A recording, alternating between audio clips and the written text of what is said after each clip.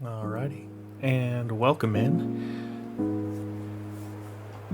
It's our first kind of commissioned die, so I'm kind of showing you guys a little bit of the equipment I use. I've got an ultimate catch disc here, nice, deep, big one, but ultimately you really just want something that's going to fit around the size of your disc that you're dyeing.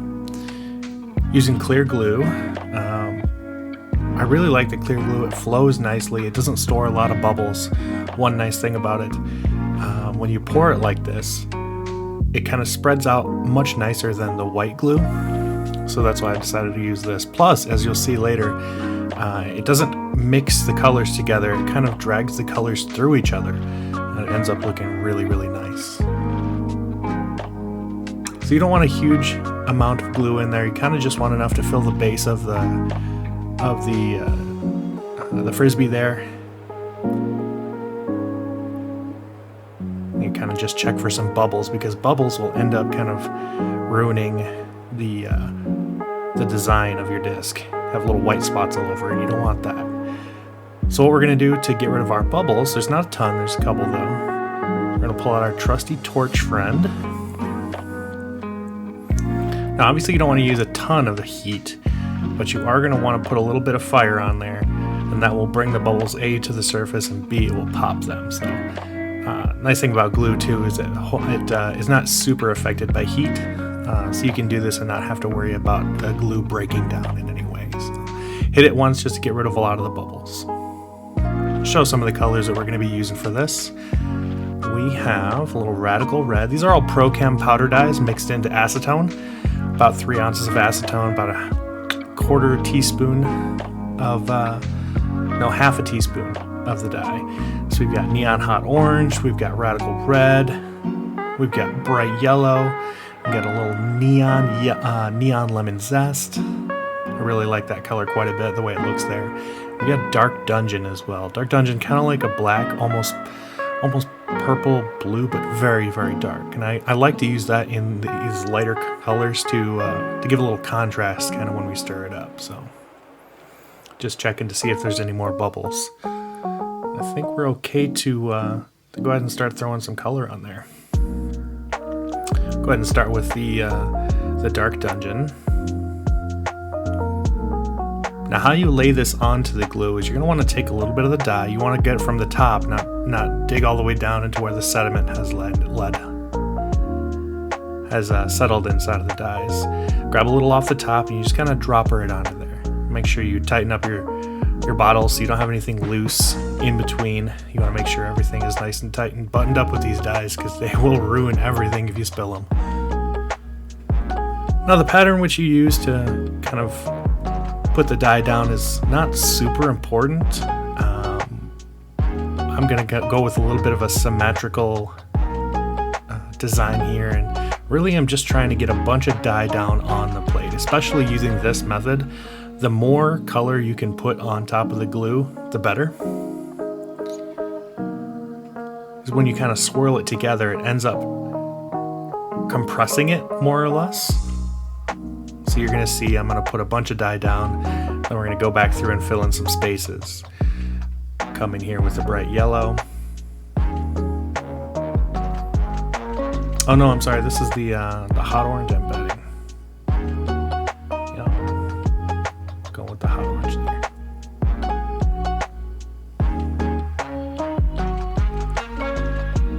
And some more of that dark dungeon.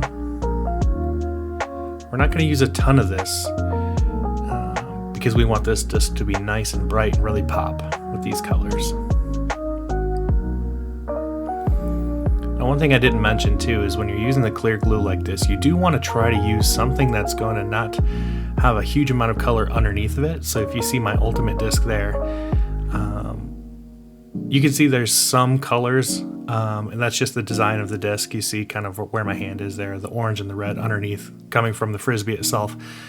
I used a red frisbee on another disc, and when I was putting red color down, I wasn't able to see where the dye was because the red frisbee was coming up through the clear dye, and it was making it really, really difficult to see where the dye was. So using something a neutral color like a gray would be great. White, clear like this almost, that's a good idea for sure. And again, just making sure you're putting down lots of color. The more color, not necessary colors, you want to make sure you're using stuff that works together. But the more ink, the more dye you put down, ultimately the better. You don't necessarily need to get it all the way to the edge either, but you do need to make sure that about the size of a golf disc is fully covered on there, nice and saturated. You don't have to worry about using a ton of your supplies for this. I really only used very, very little of the dyes that I have for this project.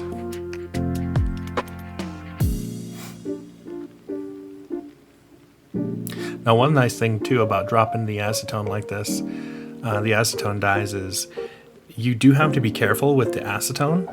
It can eat away the stamps, but when you do it this way, the acetone more or less dries up out of the dyes, and you're left with just the dye on top of the glue. Obviously, as long as you don't put a ton of the dye on there and then immediately drop your disc into it, you probably won't run into too much issue with the stamps on any given disc getting eaten away, which is really nice. I've got a lot down there, so I'm just going to grab a toothpick here. Toothpick's easy and cheap, and I'm going to start kind of swirling it together. I like doing little figure eights like this. I'll turn the plate as we go. Really, we're just kind of swirling the color together. Like I said before, it doesn't mix it, it kind of just swirls it. And that's what I'm finding is really nice about the clear glue.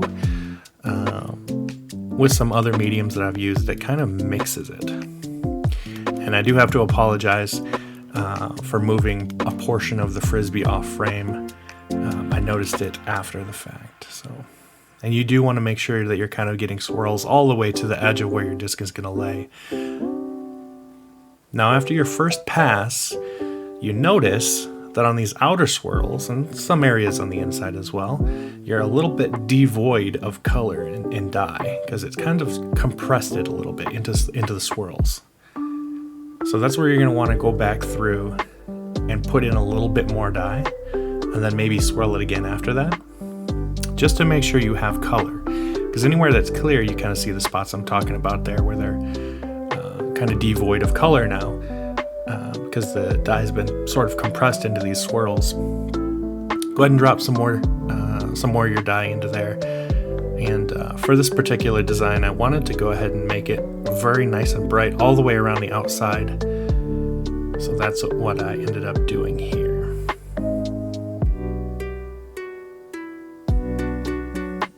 Some nice neon yellow zest all around the outside there.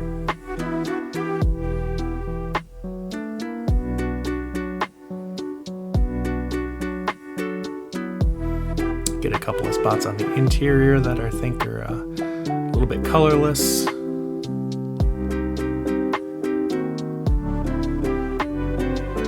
ahead and grab another toothpick. Toothpicks are cheap. Just go ahead and use a fresh one every time if we can. We don't want to drag colors through your old. So I'm just going to go ahead and mix those colors in with everything, get a nice little swirl in the outside, make sure I'm hitting all the spots where I just dropped yellow on. We want to kind of make sure that's sort of mixed and swirled into it. We don't want just a yellow blob. We're going to keep our swirl effect.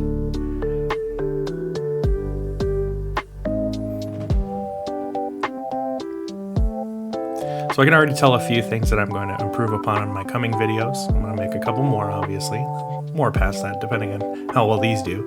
Obviously, my lighting directly over the camera is not for the best, but pointing out a couple little spots there where I need a little bit more color. So we're just going to drop a little bit more in there.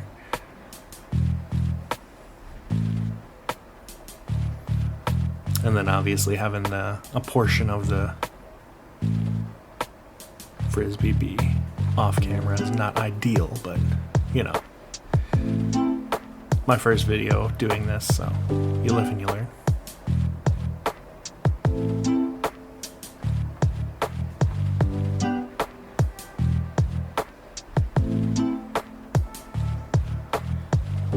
again, just kind of swirl those new dye droplets I just threw on there in a little bit. Don't want just raw drops. Didn't want to affect the pattern too much, just hit them just a little bit. Go ahead and grab our disc. This is a Discraft Glide, a slower fairway, speed 6 or 7-ish probably, not super sharp edge on that guy. But how you want to lay it in here, you don't want to just drop it flat in there like a belly flop. You kind of want to work an edge into it and then roll it in. And that way you're going to go ahead and push out any air bubbles that may be trapped. Now I did make one small mistake here. I should have let this sit a little bit longer and then hit it with a torch again in order to get rid of any air bubbles I created or stirred up from swirling all this around. I did not do that. And you can sort of see them. They're really not too bad in the final product. But here you can see what I was talking about. You kind of just grip the inside edge of the disc. I like to lay in the closest edge to me and then just kind of fold it in closest edge towards the away edge. This works to not trap any air under the disc. Air is bad. Air bubbles in between the die and the disc obviously make it so the die does not attach. Yeah. Then once you get it into your bed, push it down just a little bit so that the die comes up and meets the edge of the seam. Kind of doing that there. And voila. 24 hours later. All right, we've got our 24-hour later product. It's been sitting there overnight, not in the sink. I just kind of set it aside, but it's time to pull it out and rinse it off and see what we ended up with. It's always a gamble in this part. So a couple things you do want to keep in mind. Obviously, you don't want to throw a ton of glue down your sink. You do want to use as hot a water as you can stand. But here we go. What's it going to look like? Scrape some of the glue off into the bed so we can kind of throw that into the trash. And first look. Oh, that's money.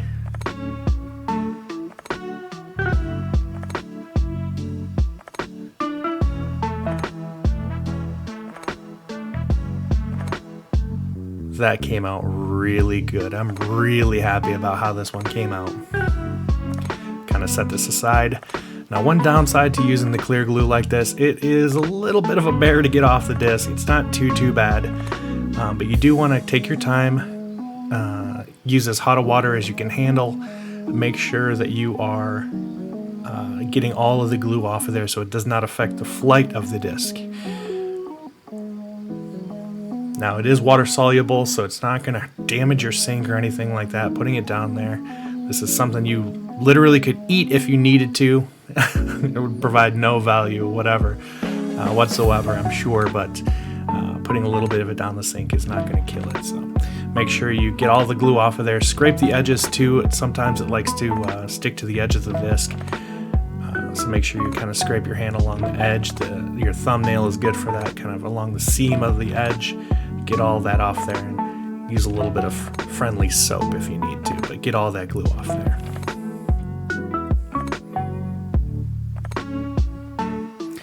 Dry it off with a nice paper towel, and here's what we ended up with.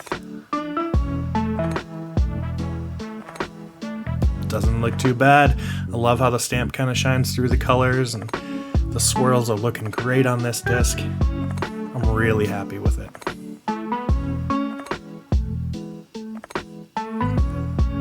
Finished product. Looks pretty good. Not too shabby.